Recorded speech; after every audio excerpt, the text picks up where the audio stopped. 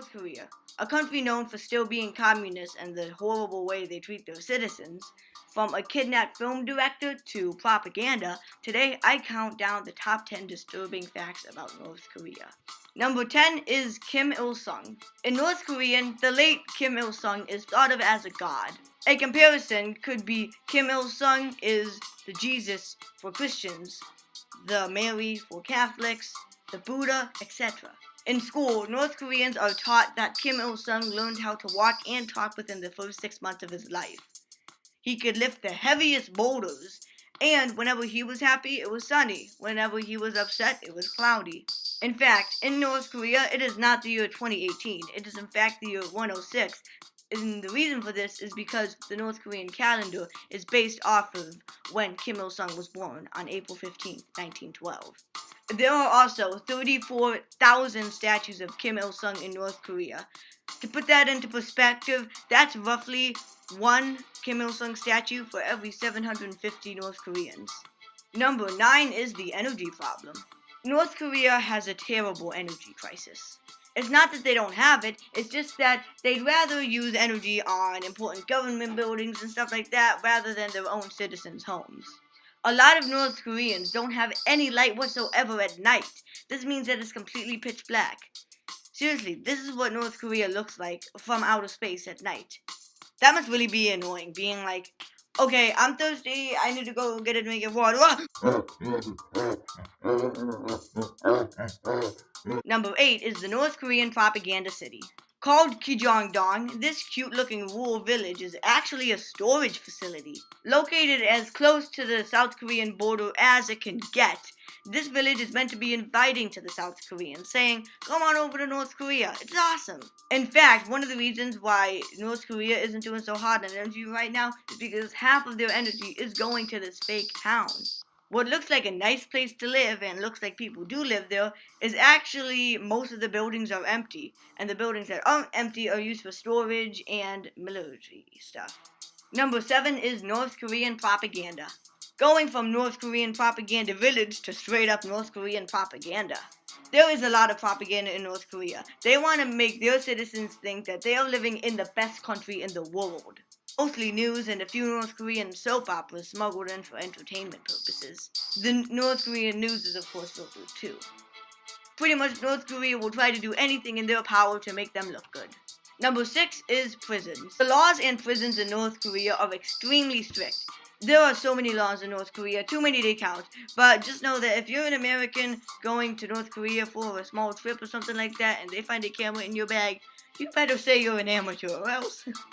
Well, the prisons are harsh as well. Usually North Korean prisoners only get 1 meal a day.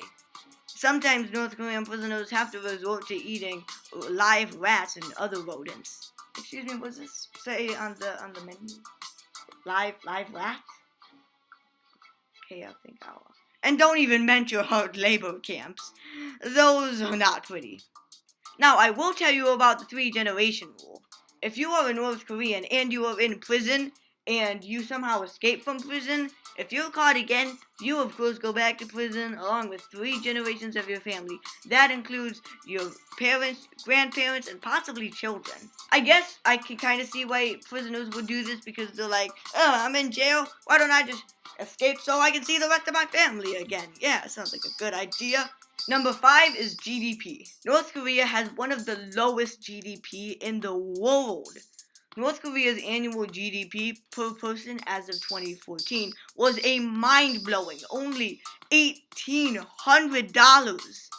That means that most of these people were living on less than $1 a day. And while we're on this topic, let's talk about poverty in North Korea. North Korea has extreme poverty, with most of the population living just below the poverty line. In fact, the big happening North Korean city everyone knows as Pyongyang has only about 14% of North Koreans' population in there. Only the richest and wealthiest North Koreans can afford to live in Pyongyang. Most of the population lives in poor, rural villages. Number 4 is hair. In North Korea for men, there are only 10 different types of haircuts that they can choose from. Most men's hair in North Korea aren't allowed to grow past 6 inches. And women, they're only allowed to have 18 different haircuts. However, if a woman is married, then that number drops down to 11, as if a North Korean woman is married, they have to have short hair. And if you break one of these rules, for example, say you're a man in North Korea growing your hair out, or you cut your own hair to something different, this could lead you arrested or even a public execution, all over just some hair. Number 3 is the demilitarized zone. The demilitarized zone is the border between North and South Korea, and it's one of the most heavily guarded things in the world. There are South and North Korean soldiers. The South are always facing the South, and the North are always facing the North. They do this so no one can cross the border, and there was always guards there, 24/7. Number 2, Kim Jong-il kidnapped a director. That's right. On February 23rd, 1983, the South Korean film director Shin Sang-ok got kidnapped by who was at the time the leader of North Korea, Kim Jong-il himself. And he made Sang make movies for North Korea to boost their entertainment. The main notable one he made was a movie called Pulagasi, which is pretty much a North Korean knockoff of Godzilla. There were rumors that Sang was going to be executed, however, none of them were valid. However, luckily, Shin Sang-ok did escape. He was happy because he was free again. Kim Jong-il was happy because he now had entertainment and cool movies. It was a win-win.